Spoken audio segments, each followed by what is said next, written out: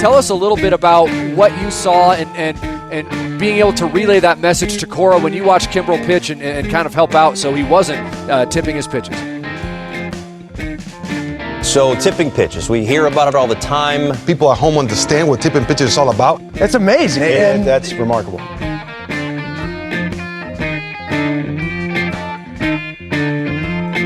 Alex, I'm going to quote you something from a medical journal because I thought it might be relevant. So I thought you could sort of get into this procedure. You're always trying to stay on your P's and Q's when it comes to health, so... Yeah, I'm a big biohacker. Exactly. EBOO is a procedure in which 1/3 of your blood is drawn from your body, passed through a filtration and ozonation device, and then returned to your bloodstream, circulates your blood outside your body, exposes the blood to ozone, parentheses, O3, and will oxygenate or filter the blood before returning it to you. This will, of course, improve circulation, reduce inflammation, fight infections, support immune function, remove toxins, which we're always trying to get rid of here on this podcast, trying to keep this podcast pure, and increase energy. You might be thinking, is this the Johns Hopkins Medical Journal? Yeah. Which is definitely what it's called. I mean, it's probably exactly how they phrase it. Is this the Harvard Medical Journal? I don't know. What are some other medical schools? The Oxford Medical Journal? No, Alex, it's none of those things. It's at Bryce Harper 3 on Instagram.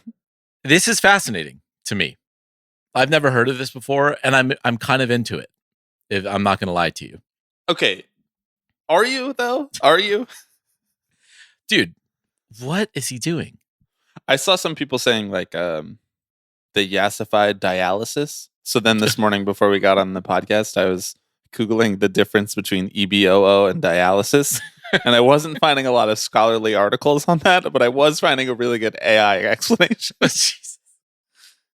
The AI explanation was kind of a little bit spicy. It was a little bit like EBOO is kind of wellness influencer shit, and dialysis is like for people who actually need it. Right. That I think that tracks. I'm sorry, but every time I see EBOO, which in the past 48 hours has been more than I usually do. I know exactly what you're about to say. I just think extra virgin olive oil. Yeah. Typo. It's a typo. And then I think of Rachel Ray, who is the EVOO queen. Yes, true. I think she sort of brought EVOO as an acronym to the culture. Did she actually? I don't know. I'm just saying so. All right. A Rachel Ray name drop on the Tipping Pitches podcast. Did you ever watch like 2025 shows? Yeah, I loved Rachel Ray growing up. Yeah. Is that right? Yeah. And For then Celebrity Crush? I mean, low key. Yeah. And then I got really into Hell's Kitchen. Oh, dude, I watched like the first 9 seasons of that in full. I loved that shit. It was so good. Did you transition out of that phase of cooking shows and start to watch the ones that people still really like Top Chef and Chopped and all that things of that nature? Honestly, not really. I was never. I sort of grew out of the cooking the cooking competition show outside of maybe Great British Bake Off. You still watch that? It's been a couple years, but you know, I was a fan when other folks were a fan. It was on at my dentist a few weeks ago. Yeah, it was on the TV on the ceiling. Yes, good dentist show. It was a good dentist show. Very soothing. I usually watch How I Met Your Mother at the dentist, but this was already playing. They give you the remote and they say, "Here's Netflix." Nice. And they say that you can adjust it. And I will usually put on How I Met Your Mother because you really don't need the dialogue that much. Right. For most of it, you could kind of really fill it in if you've seen the show before. Mm-hmm. But this was Great British Bake Off was already on. And I was like, I'll just leave that. Sure. Yeah. He's sending 1/3 of his blood through this machine. It's a lot of blood. It's a lot of blood. How many quarts is 1/3 of your blood? Oh God. Wait. So to answer this question, let's break it down to its component parts, first principle style. So to answer this question, you got to know, how much blood does a human have in their body? And then Yes, you also do. have to know how to make a third of that. Mm. 8. 8. Okay. 8 is a third, or 8 is the I'm gonna go total? 8 is a third. Wow. Okay. We are jacked up with blood. 24 quarts of blood. No, Alex, we have. I thought 8 was total. I thought that's what I thought. Just for full transparency. That's going what I was. into That's this. what I was saying. Sorry, I misinterpreted your question. You have 5 to 6 quarts of blood. Right? Yeah, usually 5. Usually, So a in the third of 5 to that is 6 about 2 range, quarts 6, of blood. 6, 7 range. So if you he's will. putting. Stop doing that meme on this podcast. Stop it. I know it's unbecoming of us. He's putting 2 quarts of blood in this little ozonator, whatever the fuck it's called. Mhm. What is it called? Does he name Ozonation device. Oh, it is an ozonation device. Yeah. Yeah. It feels like one of these things that Republicans would say that Democrats are using to like control the weather, you know? Like Democrats out there with their ozonation devices creating all the damn hurricanes. Anyway. This and more Anyway. at 11. I thought you were, when you first made that joke, I thought you were doing a sort of like, they're using blood to achieve witchcraft capabilities to then change the weather themselves. I mean, Like with their minds. I thought I see. I thought you were saying that, not like the ozonator is a device that changes the weather. Right. More like this is what George Soros uses Correct. to Yes. gain all his powers. Yes, which Yeah. honestly, he probably does use this. This seems like one of those things that celebrities find normal and do regularly that we just don't know about. Maybe. But it's pretty out there. I think you're probably right. Like, I've always said that my holy trinity is Peter Thiel, Brian Johnson, and Bryce Harper. Bryce Harper.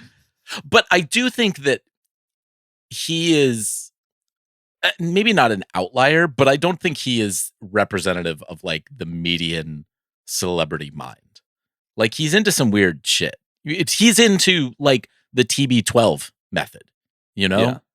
Self-improvement, biohacking, raw milk, bloodletting. I find it really fascinating. So if we just take the last 12 months of Bryce Harper's medical follies, Uh-huh. we have the two big things are what you just said. It's the EBOO, which I'm going to be frank with you. We have not said what this stands for, and we don't know. Do you want to know? Outside of extra virgin olive oil, which I'd like in the show's canon, I'd like it to stand for that. Okay. So we have the EBOO and we have the raw milk. This doesn't seem like the behavior of the same guy on paper. Raw milk is kind of, but like, if we think critically and nuanced about it, we can understand that these sort of alternative medicine, alternative wellness and health approaches to life lead one to do things like this. Like I can picture RFK doing both of these things. Yeah. You know? But honestly, go back to the first principles. This is like a really scientific, technological approach to biohacking your health. You have to have a doctor do it to you. You have to have this fancy machine. Well, This resembles a doctor. a doctor. Well, make sure that Bryce says, my guy, Dr. Joe Shred, is a magician. That's And then Bryce at the end says, more videos to come of other things Oh my as God. well. I know. You're leaving me on the edge of my seat here. Really funny that he calls him a magician too. It feels like actually the most honest testimonial that he could Yeah. give, which is like, I actually have no fucking clue how this works, but I'm impressed by it. Yeah. So Magic it must be good. Magic is Magic cool, is though. cool. Like Magic is especially cool. like close-up magic with cards and stuff. That's cool. Mhm. Did Yeah. you see Now You See Me, Now You Don't yet? Not yet. No. You want to go see it together? Yeah, let's do it. All right. I never saw I never saw the second one though. So I think there's I imagine 3 there's some. before There's this. some. What? Really? No, you're right. There's only 2. Psh. It felt like 3 because they packed so much in. Anyway, back to my point about healthcare in America. Sorry. This feels like something that like would happen in a doctor's office or a lab. This fancy machine, you go in, it cleans your blood, and you're like, wow, technology these days. That, like, to me, that doesn't track with drinking raw milk. Right. Like, you don't Feels know like what's the in other raw end of the milk. spectrum. You're putting those toxins into your blood and then taking them out with the EBOO. Right. I just found an article about EBOO, which they call ozone dialysis, on the National Institute of Health. So who knows? Maybe he's onto something. Maybe we're all going to be doing EBOO in a couple of years. I did find the FDA say that ozone is a toxone that has no known useful medical application. Ozone is a toxone? Ozone is a toxic gas. Ozone is a toxone? All right. Okay. It sounds like a Rick Ross bar. Okay, wait. It's a toxic gas. So the FDA is saying that you should not put this anywhere near your body. Yes, but I believe this was probably from the woke FDA, so these regulations could change anytime. Okay. As more information comes out. Using toxins to fight toxins. I appreciate it. What toxins are in your blood, Bryce Harper? What does that mean? Everyone is so worried about toxins, I know. See, this is where I was compelled, though. Maybe I've been I know, I'm propagandized. sure it was. Because I saw this and I was like, there are definitely toxins. Can it clean the toxins? I'm talking like microplastics. Yep. Heavy metals, Mm-hmm. of which I definitely have both Yes. in my blood as we speak. We all And do. frankly, more are getting in over the course of this podcast. Right. You could think of this podcast's length in terms of minutes or hours. You can also think of it in terms of micrograms of plastic that end up in my brain over the course of the recording. Approximately 8 quarts worth, really. 8 quarts? Bro, 8 quarts of blood. Sorry, 24 quarts of blood, which is how much you thought was in there. You would weigh like 500 pounds. Like it's so much blood. It's 1 quart of blood, Bobby. How much could it be? Oh. See, I wanted to make a joke about how it's firmly the off season now, but we would have done this exact same thing if Bryce Harper posted this on October 30th before Game 7 of the World Series. Like, it's just... Without a doubt. Anything else to say about Dr. Shred and his magic? Well, I really can't wait for more videos to come. It does feel downstream of just like baseball superstition, I mean, these are like elite athletes trying to gain a competitive edge, who will do whatever they can, especially Bryce Harper, who I think has said wants to play into his 40s, right? How can he extend that peak, extend his career? And hey, man, if the placebo effect works on him, good for him. Shouts out. Do you think this machine is actually doing anything, or Dr. Shred is just putting it in there? It's like a little woo, right, like a little Apple pinwheel spinning thing, and then it just goes right back in. It's just the same blood. Right. Over under 3.5 years until Dr. Shred has like a scandal and gets sued. Oh, certainly under. Okay. Mm-hmm. But we're not going to have legal system. We're not going to have the legal system to really put him where he belongs. That's probably Dr. Shred. Dr. Shred. He's throwing up the shaka in the pic. I'm like, hell yeah, that's my Dr. Shred. It's too on the nose, man. It's too on the nose. I didn't even know that because I deleted Instagram. So you just sent me the screenshot of the caption, and I can't even see the picture of Dr. That's Shred. true. I don't even know what he looks like. We were talking about this over text. He used to just be, he as in Bryce, used to just be like a normal dude. Yeah, I know. But I thought about that after I sent that text message, and I was like, was he though? Because he was a Mormon from Las Vegas. Mm-hmm. And he was on the cover of Sports Illustrated at 15. So how normal really was he?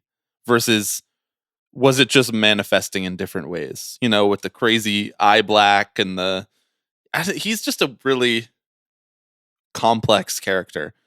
And I think the period that we started this podcast was the most normal that he ever seemed to me, which was like, I'm a superstar, I'm a showman, I sell hair care products. Mm-hmm. Now we're doing like fucking bloodletting on Instagram. Yeah, medieval alchemy type shit. We're putting raw milk in our lattes, and we're building our own electrolyte drinks. Check your texts real quick. Look, I need you to visualize Dr. Shred for me before we move on. Dr. Red. Oh shit, let's go. He is throwing up the shaka. He looks like a lacrosse coach. Wait, also, I want to be very clear. It is Dr. Red. Is it? Because it's Dr. Josh Red. However, on this podcast, it is canon that he is Dr. Shred. Oh, yeah. Oh, I just misread it. I thought it was Dr. Joe Shred. I missed the extra O. I just thought it was Dr. J Shred.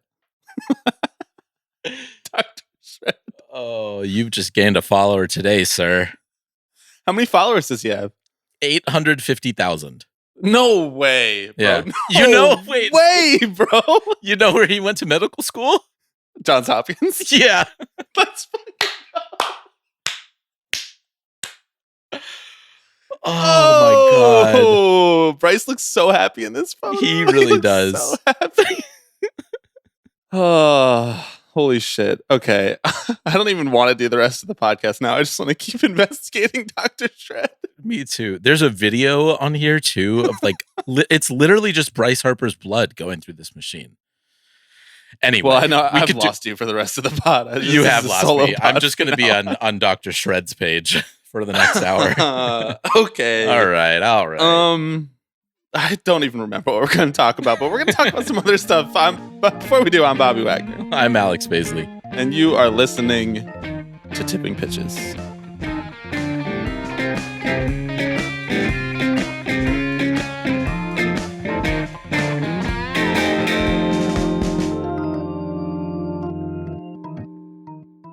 I feel like we just gave Dr. Shred some good PR. I think we did. Like Dr. Shred, like that has a ring to it. Mm-hmm.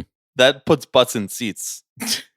The Dr. Shred podcast, part of the Tipping Pitches podcast network. Exactly. Hey, we're taking pitches, you know? And here we're taking pitches. We're tipping pitches. We're tipping pitches. Gotta get that right. Dr. Shred, I got the idea all out in my head. It's like you, while their blood is in the machine, conduct an interview with them. And you really get to the truth, you know? Like they're down 2 quarts of blood. Mm-hmm. And it really lays them out. They're more honest. Yeah. Right. Their guard is down. Exactly. Do I reach out to him? I don't hate it. I think you should reach out to him now, because if he answers between now and when this podcast publishes, I might just have to edit the cold open slightly differently. That's fair. All right, more to come. More videos to come of other things. Thank you to this week's new patrons. We have a Josh R. Josh Red. I'm kidding. Just fucking. You look like a kid on Christmas. I was like, wait a second. Thanks to Salty Sandals. Thanks to Kento, and thanks to Jackson. Okay. How do we pivot? What do you want to talk about first? What do you want to talk about? You want to talk about the fan council. I know you do. Of course. Okay. Because I'm hurt, frankly. Hurt? Why? Well, as the executive director of the MLB Fans Union. Which is, to be clear, different from the fan council. Yes, it is different from the Fans Council. A far more storied history in America's pastime. And frankly, these 90 fans crossed a picket line. The Fans Union picket line. You guys are picketing right now? You guys are on strike? We're on strike, yes. Well, the season's not going on?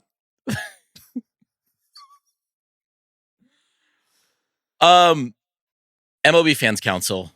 What is it? What happened? Supposedly, Major League Baseball invited roughly 90, quote, diehard fans, all of who have small to medium social media followings, to basically join monthly Zoom calls with the league. I'm so insulted. While they, I know, right? How did we not get the call? While they That's basically the exact type of social media following that we have. I know. In their words, it's ostensibly to hear from fans about issues concerning them around the game, right? Open a direct line to baseball stakeholders. In practice, what it means, at least what it meant at last month's meeting, was saying competitive balance in this sport, not great, guys. There are haves and have-nots. We have a CBA fight coming up. Just saying, just getting the word out. And I think what it's doing is trying to basically astroturf a support of a salary cap amongst baseball's online influencers. It's really fascinating stuff, and there are a couple different threads to pull at this. But I mean, what were your thoughts when you sort of heard that MLB was taking this PR fight directly to fans to try and maybe get ahead of the narrative a little bit? Well, okay. I'll run through my thoughts in chronological order. The first thought I had was, this is a prank. I'm being pranked by my friend who is telling me about this. This is not a real thing. Yeah. The second thought I had was, okay, but it's like a research group from MLB. It's basically like a trumped up version of the survey that they send around every year that like 80 Tipping Pitches listeners write a soliloquy about how baseball is full of uber capitalist pigs and we need to nationalize our sport. You know, that survey that goes around. And then when I saw that it was like a real thing with real planning and seemingly something that they being the owners and MLB and Rob think is actually going to work to sway public opinion towards a salary cap in 2026. I was just really confused because you and I and several of our podcasting cohort have kind of been on the front lines of like more or less this exact thing, like arguing amongst fans about how we should feel for the sake of the game about things like a salary cap, about different things in the CBA. Like this is sort of in a lot of ways, like the whole purpose of this podcast is this kind of exercise in the other direction. But like, we've always been making that argument with the implicit assumption that most fans actually are already for a salary cap. That there's like a lot of fans who have been brainwashed from CBA's past, decades past, general American economic policy, general scarcity mindset in this country, that we should have a salary cap and that these damn athletes are so too overpaid. They make too much money. For MLB to organize this thing that its purported goal is to convince fans that there needs to be a salary cap, I'm like, you should have just went to our mentions for the last 5 years. Most fans already think there should be a salary cap. This is not where you need to fight this battle, is what I thought about it. And then I'm like, I come out on the other side of like them actually starting up this exercise, wondering like, what is a good outcome for the fan council? Like each of these fans take it back to their respective fan communities, and they're like, guys, I know that they're billionaires 10 times over, but like I gotta come home with a lot of really good literature, and I'd like you all to read about how they actually don't really make that much money. Like, is that the outcome that they want? I mean, kind of, right? I mean, they're reaching out to the type of fans who are in team mentions, are in league mentions, get in discussions, arguments, etc., with other fans online. And I think that the best case scenario for the league is to have more, micro influencers in the baseball world. Yeah. Who at least say, well, it's not so black and white, right? There really is a problem with competitive balance, And whether or not that explicitly means a salary cap, something has to be done about the disparity between teams. I think at the very least, arming them with facts that they can use against folks like you and I, that is the best case scenario for them. I don't think it's having 90 people who are just tweeting incessantly, salary cap now. Don't you think that's going to be closer to the outcome than like 90 people coming back being ready to embrace debate against the Titanic Tipping Pitches podcast? Well, yeah. But I think they're fine with that too. Do you think this is confirmation that we're winning the argument? I think it is. The MLB had to make a fan council to fight against Yumi Bauman and fucking Meg Rowley. Exactly. Yes. Yeah. Ben Lindbergh too. Yes, of course. And Jordan Schusterman, but not Jake. Jake is clearly pro salary cap. I know. On the wrong side of history, time and time again. This is such a fascinating endeavor.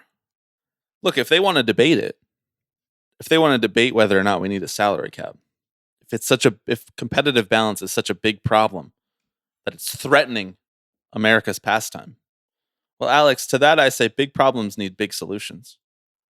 What if, here's an idea, what if we do say yes to a salary cap, but only if the teams are owned and operated by the cities that they reside in? Yes, everybody spends the exact same, but that's because it's coming out of public funds and making public revenue. Mm-hmm. Sure, I'm all for a competitive balance. You're always talking about how the market size dictates how much you can spend. Well, let's tie it to the market then. Let's tie it to the city directly through that kind of ownership. Big problems need big solutions. Otherwise, let's stop talking about this bullshit. Let's stop with the salary cap. It's not happening. There's not going to be a salary cap. If you want to lock the players out, miss months of the season in Rob's final CBA, you want to blow up his whole legacy over this, by God, go for it. Mm-hmm. Be my guest. They're not going to do that. Yeah. They're not going to do that. But what they are going to do, and I think you have said this before when we've talked about this, is use it as a bargaining chip, right? And say, look, how many people are in favor of a salary cap, right? You have the fan council, obviously. You have 90 people we paid to be here. Right, exactly. We bribed with like free baseballs and hats and bats and shit, which they literally did. All that stuff? They sent them swag. Yeah. Holy shit. Everything is just micro influencing. It literally is. You have Dave Roberts even coming out and saying, yeah, well, you know what? I'm not opposed to a salary cap, but we would need a salary floor. You know, shut up, Dave. I know. We don't on a podcast with Kevin Hart on Amazon Prime. Okay. Mad Libs. They'll hand out podcasts to anyone these days. They really. What does Kevin Hart need a podcast for? He's on the commercials between podcast segments. Supposedly, all of these presentations that the league is making are, quote, on the record. However, they're not the fans. The members of said fan council are not allowed to screenshot them. That's what on the record means. What I will say is, this podcast is on the record, but you're not allowed to criticize anything you say. Right. Or publish it anywhere. Right. Or discuss any of the contents of it. You got to get express written consent. You know how much they love express written consent. They do love express written consent, especially when it's express written manufactured consent. Bars. Episode title. Let's go. Look, if you've got some screenshots that are burning a hole in your pocket. Oh yeah. And you need an outlet to publish them. No one has ever leaked to us before, and you could be the first. I'm trying to think if that's true. I think we've been leaked to before. Have we? We've had information shared with us, I guess. The stuff that gets leaked to us. I need physical documents. You know, that's what really That's what really gets my blood pumping. You know, you want it faxed. My EBOO blood. I think the stuff that has been leaked to us, we understood how it would not be beneficial to share it ahead of when it became public knowledge. That's what I'll say. Yeah. Okay. Well said. We said. Yeah, we went. Make the Olivia Nuzzi joke. I know you're gonna do it. I know you're trying. No, I was gonna make like a Hegseth joke. I was like, yes, we talked to the secretary, and it was all off the record, but we have nothing but good things to say. Which, That guy frankly, still have a job? yeah, he does still have a job. That's low key what this kind of made me think of. Right? Is like get Pete Hegseth? kind of, instead of getting a bunch of like journalists or reporters or people who will think critically about what is being told to you. And look, I don't want to disparage the 90 fans who were chosen for this. I don't know. It was like, How did they come to 90? Is it just 3 a team? something like that. Yeah. And they just DM'd them from at MLB. That's fire. It's so fire. This is like the way that Keep it in. Keep it in. You won't, coward. I don't know, man. They are so aware of the PR war that needs to be fought around this CBA negotiation. Okay, can I say something about that though? Yes. Do they need to fight a PR war? Aren't they the side with all of the institutional power? Yeah. It's a question that I actually genuinely don't have a strong opinion about. But like, if we look at the history of titans of industry in this country, we'll call that monopolistic billionaires in this country. Mm-hmm. There's like this whole era prior to like the 1940s and 50s when we had like all the war profiteers and all of the like plastic makers and the, all of the folks that we have that like led us to now, like the technological manufacturing billionaires. But prior to that, everyone, like all the billionaires, like really wanted it to be liked via philanthropy, supporting the sciences, the arts, architecture, building things in cities in America. And we see that same human instinct carry itself into the 21st century. I'm certainly not the first person that has commented on this sort of thing. Mm-hmm. But the idea that billionaires, despite having $300 billion in net worth or whatever, want to be liked by buying a social media website, by forcing people to be their friends, this kind of behavior that has led to some of the more embarrassing online things. And so I look at this activity. I look at this MLB fan council through that lens. And I'm like, is it really just that they wanted to put 90 people in a room to tell them they're doing a fine job? They're doing the best they can. It's not enough that they print money and don't pay taxes because of MLB. Mm-hmm. They also have to have 90 people sit in a room and say, we like that you print money and don't pay taxes. Yeah. Are they just tired of being bullied? Because I don't even think we're bullying them that hard. We could be bullying them way harder. I could be going and, trying to scoop sand out of Mark Atanasio's yard or whatever and put it back in his neighbor's yard. Maybe that's what we have to do. Direct action, I like the idea that like that's the direct action that we choose to take. Exactly. It's like of all the different avenues that we could go. You're right that like I don't think they need this. The momentum is already swinging, at least like narratively, in favor of a salary cap. I'm not saying that is meaningful momentum in negotiations, but like it's certainly helpful for them. But I think that they are preparing for a knockout, drag down fight. Knock down, drag out, knock.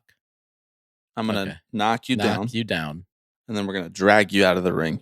I'm gonna knock you out, and then Mama gonna drag said you knock down. you out. Oh, drag you down. Ooh, my favorite One Direction song. Ooh, interesting. Okay, keep up. Name your top 5. You won't. I don't know if I can just off the top of my head. Name your top member. Niall. Okay. I guess he's the Irish one, right? I don't know. I like the Irish people. I'll say that. Yeah. There you go. Niall. Harry's fine. He's fine. Mm-hmm. Good for him. He sold out all those shows. Nice work. Increased shareholder value for Ticketmaster and Live Nation. Look, someone's got to do it. Should we start a woke fan council? I think we should. Like a competing fan council? I think we find out who the 90 fans were and just Oh. counter program it. Okay. You know? Say, look, if you want the real unfiltered information, come to us. I have one final, the real unfiltered information. My one final thought on the fan council is it seems like a really elaborate way to just lie to people. Mm-hmm. Like you were already lying to people before. Yeah. Or rather, you're already withholding the truth about what the real financial stakes of the game are for the ownership side. These are just high wire acts to not have to. It's like we talked about with Hal Steinbrenner last week. This is a really, really, really elaborate way to not just share your financials. I know. If you're not actually making money, then. Yeah. If there was literally a shred of evidence in your favor, why not just leak it? Yeah, just Even show if it. you don't want to just post it on Yankees.com or whatever, leak it to the Wall Street Journal.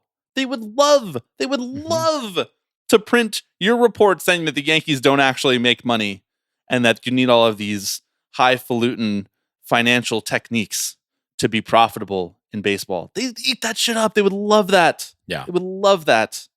And yet still nothing. And yet still nothing. Because it's just not true. Mm-hmm. And so you put 90 fans in here like it's jury duty for them to have to learn about how you need a salary cap. It's absurd. It's absurd. I'm sorry. It's ridiculous. It is. Yeah. Use your first principles here, guys. If they had the proof, they would share it. Because they're not sharing it, it doesn't exist. Mm-hmm. Because they are profitable.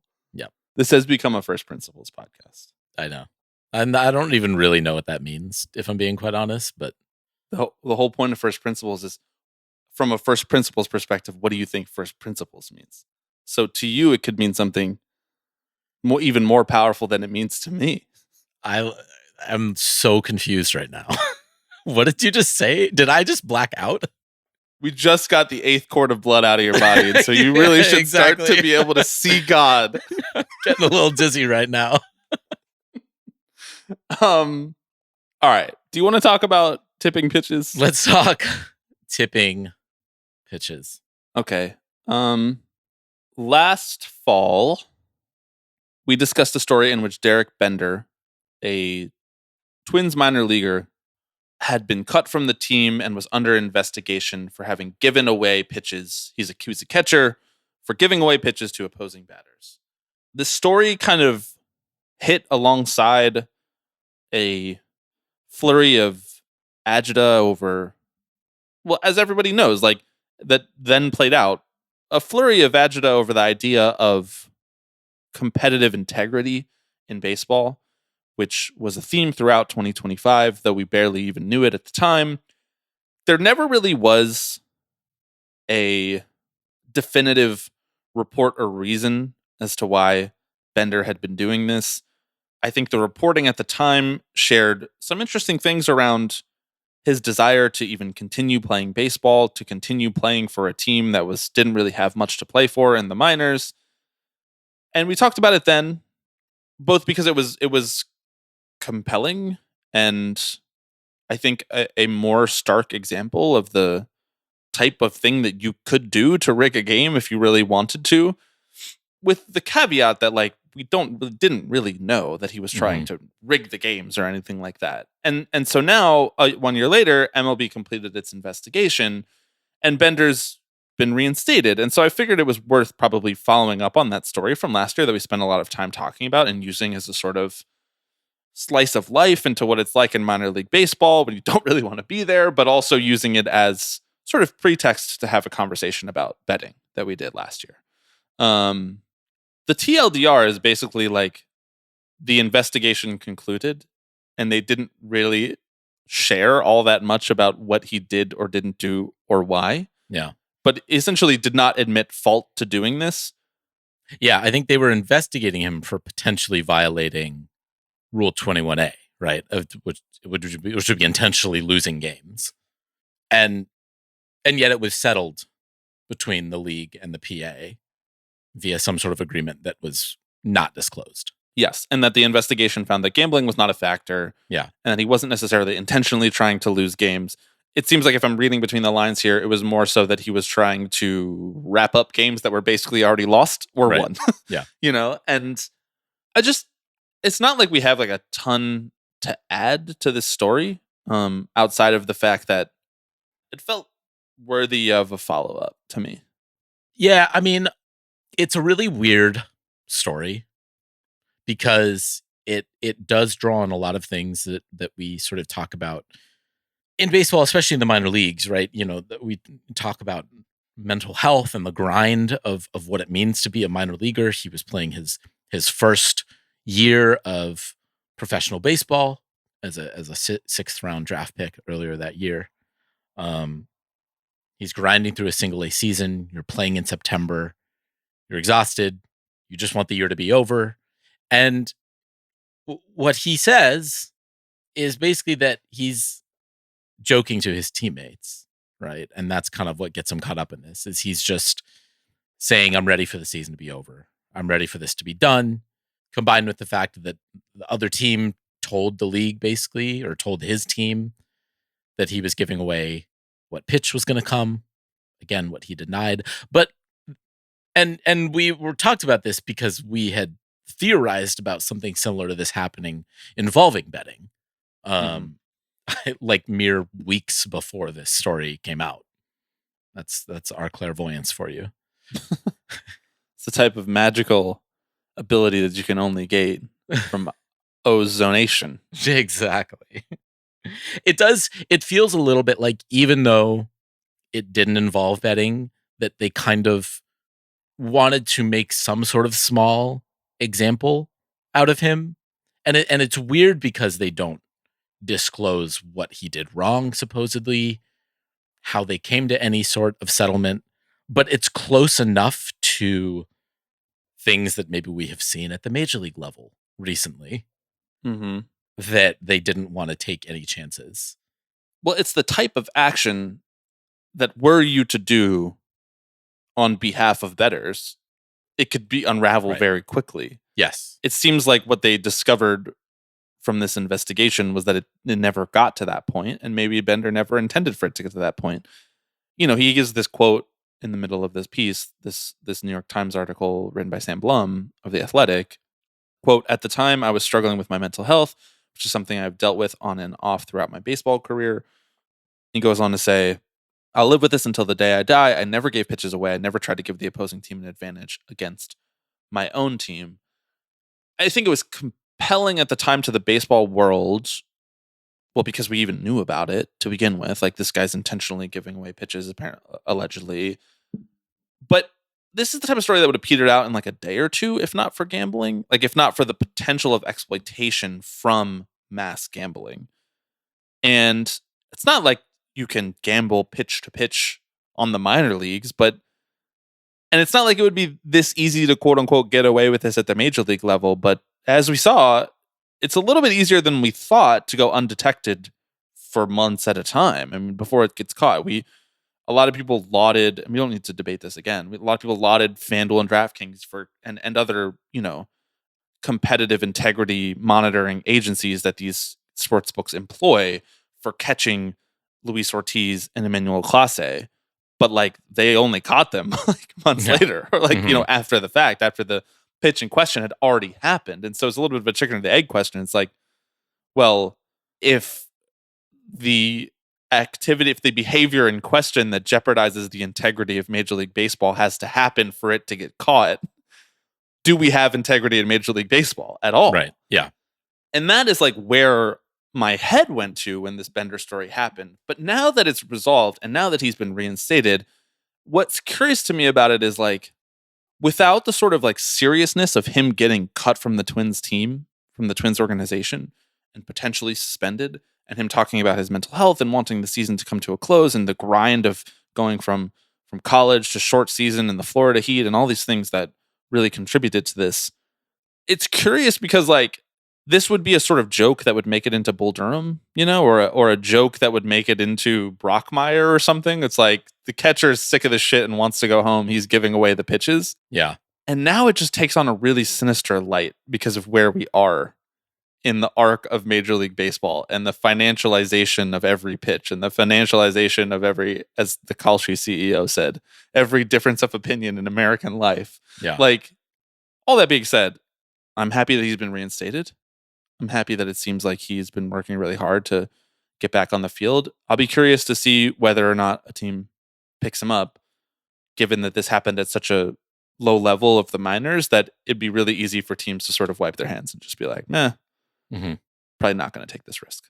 Yeah, I'm glad it was resolved. It is also, we're talking about this a few days after a story came out that Tony Clark basically warned the Players Association that even these prediction markets count as betting. You can't do anything on these unregulated markets. So it's hard. There are more and more avenues popping up for players to potentially put their thumb on the scale.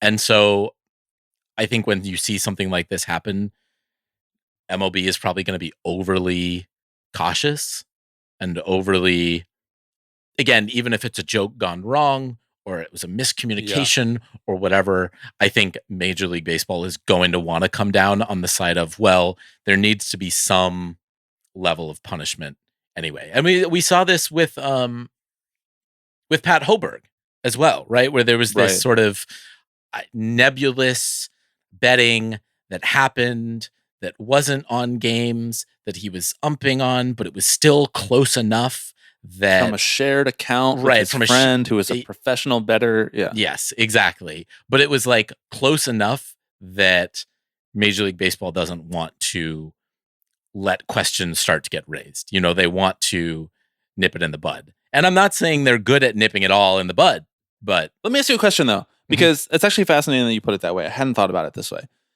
Does punishing it this way, does being overly rigid, does making examples, for lack of a better phrase, out of the Derek Benders of the world, investigating him for 21A, violating 21A for making a joke or whatever,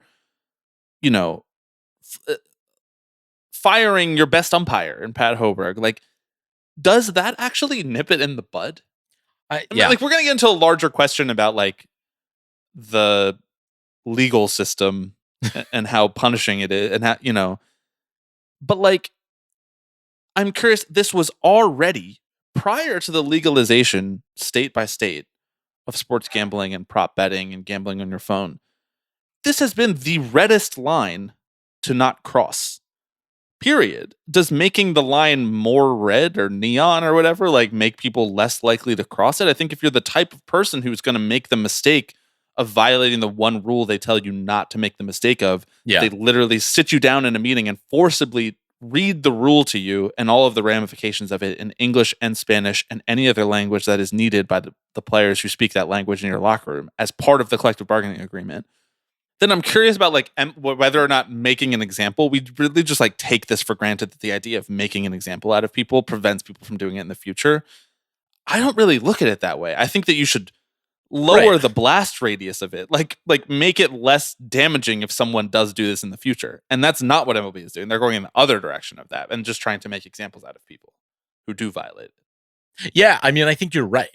But I think the alternative is actually addressing it structurally, right? Which can't happen because it makes them revenue, right? And so the very least you can do is try and draw the red line even brighter, even redder. I mean, we've had multiple instances of players or umpires or translators being implicated in some sort of betting scandal in the last 2 or 3 years. So you're right that it's clear it's not doing anything. It's not acting as a deterrent. It's like the broken windows policing of baseball. I mean, it's like, literally. well, we'll crack down on these bad actors here and bad actors there, and it'll trickle down, and everyone will understand that like this is not something that's conducive for them to do. But it's like, I think your point is very well taken that if you are sort of predisposed to this type of thing, seeing that someone else got punished for it is not going to do anything. You're like, I already know that this is against the rules. For some people, that's part of it. Yeah. So trying to get one over on the system, trying to get one over on MLB or the sports books or whatever, that's the thrill. Yeah. It's not so different psychologically from the thrill of gambling in the first place. So you're just doubling down on it. Mm-hmm. No pun intended. I struggle, like when this happened with Luis Ortiz and Emmanuel Clase. It's like, Emmanuel Clase, you finished top 5 in Cy Young voting. You make millions of dollars in the MLB and you make $7,000 per bet. It's hard to say whether or not this was more so, and it doesn't really matter for the purposes of the rules, but more so for like his friends and family to enrich themselves on the bets without him having to like send them more money directly from what he was making in MLB. It's hard to say, but even still, the thought process of that is so baffling. It's so baffling to imagine someone being, willing to risk it all for a couple pitches for a few $1,000s. And I think for a lot of people, it was baffling to imagine a minor league catcher trying to make it to the show, spend his whole life getting there, giving away pitches intentionally for any other reason than if he was like making a bunch of money on the side by doing it. A year-long investigation into each instance of this, I genuinely struggle to see what that does to prevent the next instance of it. Yeah. And I don't really see a lot of like creative thinking from MLB's side as to how to improve this situation. I see it getting worse. I mean, well, just limit the bet sizes. Just limit the bet sizes to $200. I mean, I guess, but you've already introduced the idea of spiking a pitch for money. Yeah. And whether it happens on FanDuel now or whether it happens with La Cosa Nostra, like there's more guys who know that they can spike a pitch for money now. Yes. Right. And MLB is saying you can still do that. You can just do it for less money now. You're just going to have to spike more pitches to get that return. I'm kind of at the point where I'm like, so if someone throws a pitch 5 feet outside, does it trigger an investigation now? Right. And if so, like, have we done a good job with this? Like, are we where we want to be? Is this how we wanted this to go? Oh, man. And what kind of surveillance state are we creating for players, frankly, who are like, sorry, the ball slipped out of my hand? Yeah. That's another thing. I mean, is it going to be fun to live under the Major League Betting Association? Like, it's weird that this has now preempted the games in some ways. Yeah. Yeah. Well, it's not good to sow that doubt in folks' mind either. I really didn't want this to become another fucking I know. And I find myself doing it every time. And I know there's people who listen to the show who are like, you guys got to chill. But I'm just like, I can't. I don't know. I'm sorry. Yeah. I hope the first 45 minutes was funny enough that you're not annoyed by the last 20. I don't know. I'm sorry. Okay. That's pretty good. That was a good off-season pod. Yeah, I think we got there. How long do you think the EBOO takes? Like, Like would it be a good length for a pod? I'm sort of like, should we just cut that part out and steal that idea for ourselves to make a pod? Why do we need Dr. Shred? I think so. You could get certified to do this. I mean, there is a little timer in the Instagram video. There's a timer that looks like it's counting down from maybe 30 minutes. Oh, micropod. It could be longer. It's at like 29 and change. 29 minutes and change. So like, why I does that suppose make it could you be seem, now. Why does that make you think that it's counting down from 30? Well, I don't know. They were like, all right, we got it going. Let's take the photo right away. I mean, yeah, in the image, it's like 29 minutes, 30 seconds. And then in the video, it's at like 29 minutes and going down. So I suppose he could have said, all right, we're at the halfway point. Right. First principles. Well, but do we know, like, is that just the cleaning process? Like, did it maybe take 15 minutes to get the blood out? You know, because have you ever given blood before? No. Intriguing. Because of all the toxins in it. Because it's not filtered and cold pressed and everything. Cold pressed. We need to do more research into this. Yeah. Our own research. Maybe something for the Patreon episode next week. Wow. Is this how you're teasing Dr. Shred? on the Patreon episode. Bringing Dr. Shred on, but only doing it behind the paywall is a really funny bit. Like a really, really funny. Okay. Speaking of the Patreon. Wait, no, real quick. There are two comments. Never mind. There are two comments on this post. One is from on Bryce's post? On Bryce's post. Because comments have only been two? Well, he's limited them. Okay. One is from Dr. Shred saying, always love having you, brother. Big things happening this year. And one is from someone it's like named... they did a podcast together. Like, that's literally how I would comment. I know. If someone came on my pod. The other one is from a surfer named Toby Trouble with 5,000 followers who says, I do this every week. Fire emoji. I mean, that's my holy trinity right there. Dr. Shred, Bryce Harper, and Toby Trouble. Every week seems like a lot. Like, it really does seem like really a lot. Taxing on the body. Like, I think you're supposed to most of the time have all of your blood in your body. I think so. Yeah. I don't know what Johns Hopkins would say about that. Look, we got the blind barber. We got the products. So shout out my mom. My mom did that. She got me the blind barber shampoo to try it out, and I really liked it. So who's to say I won't like Dr. Shred's blood transfusion? We're a real experiential podcast, right? We like to experience what the players are experiencing. Right, but we like to not put it on video so that you just trust that we're doing it. Exactly. Put the mic next to the machine as it hums. It's whirring. That'd be a good audio soundscape. That would, yeah. I've always just wanted to get into ASMR, so this could be your path. You know this about me. I do know this about you. Okay. Speaking of the Patreon, which is like a thing that we were talking about 5 minutes ago before you started talking about Toby Trouble. We've had some great episodes over there in the last couple weeks. Intend to keep. Alex is shaking his head. I'm just watching the video over and over again. I can't believe how much of Bryce Harper's blood I'm looking at. Anyway, continue, please. This is a HIPAA violation. Like Dr. Shred, doesn't he know about HIPAA? We had some great episodes in the last couple of weeks. We did a Wikipedia game episode. We did extended Dumbest Things of 2025 with our friends from Batting Around. We will continue to do whatever it is we do over there on the Patreon throughout the off-season. Watch-alongs, more Wikipedia games, special guest appearances, extended episodes, whatever. It's all very good stuff. You get extra bonus episodes every other week on Patreon, so that's 2 a month. There's a $5 tier. There's a $10 tier. The $10 tier is the one that gets you access to the bonus episodes. I will say, if you're a $5 tier member, maybe just check your Patreon. Maybe check your Messenger. Maybe check your messages over on Patreon. At some point in December, we might be sending a little upgrade offer to you. Just a thought process. A little tease. Just trying to give back this holiday community, you know? Trying to give back and let people listen to us talk about COINTELPRO on the Wikipedia game episode. The holidays can be a tough time for some people, Alex. They can, yeah. They need to hear you talk about Grandstand Managers Night.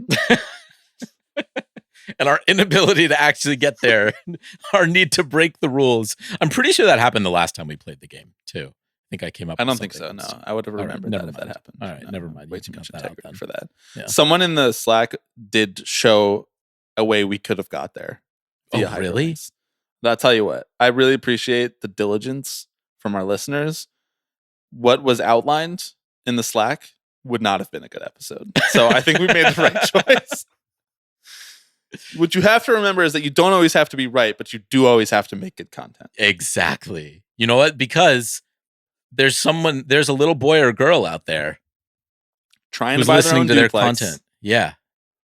Exactly. And you can change their life. You can change their life with your content. I like how a really good bit of ours was that neither of us watched episode 3 of the A-Rod doc and we never talked about it. I said, I'm good. We should probably do that at some point this off season. I feel like I've already seen A-Rod in therapy talking about therapy. You've heard him talk about it so many times.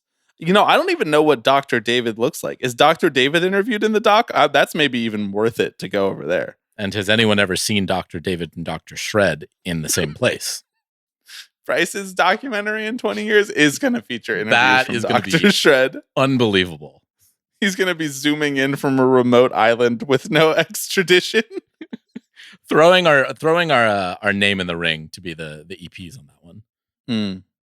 Wow. Just trying to imagine a world in which Tipping Pitches produces his baseball documentaries and what those documentaries would be about. Frankly, I love it. Okay, thanks for listening, everyone. Patreon.com/Tipping Pitches to support and get more. We'll be back right here in your feeds next week. Talk to you then. Hello, everybody. I'm Alex Rodriguez. Tipping Pitches. Tipping Pitches. This is the one that I love the most. Tipping Pitches. So we'll see you next week. See ya! What even are you drinking? Is that a glass straw? Yeah, it is a glass straw, but it's Dunkin'. Did you lose your straw? Or did you go woke mode? You know, say, I won't take a straw from the store. Yeah, I said no thanks. I said, you know where this straw is going? The trash, because I don't participate in that. I asked for 2 straws just so I can throw them away. Did they forget to give you a straw? No, I thought they did. And then I took out this straw and then I found one. Oh, in the bag? In the bag. Damn.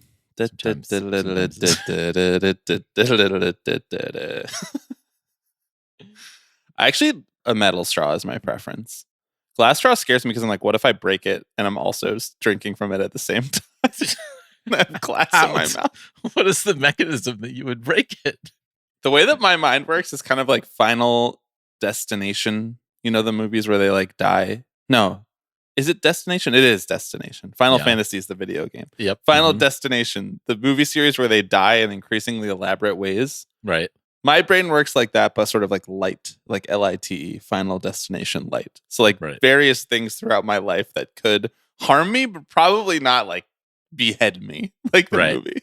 But like what if the straw is too warm and then the cold iced coffee comes through it and it just shatters. Yes. And then I have glass in my lips and eyes and then what are we going to do? What are we going to go to the emergency room? We can't afford to do that. Not enough to see the world through your eyes. All right. Are you ready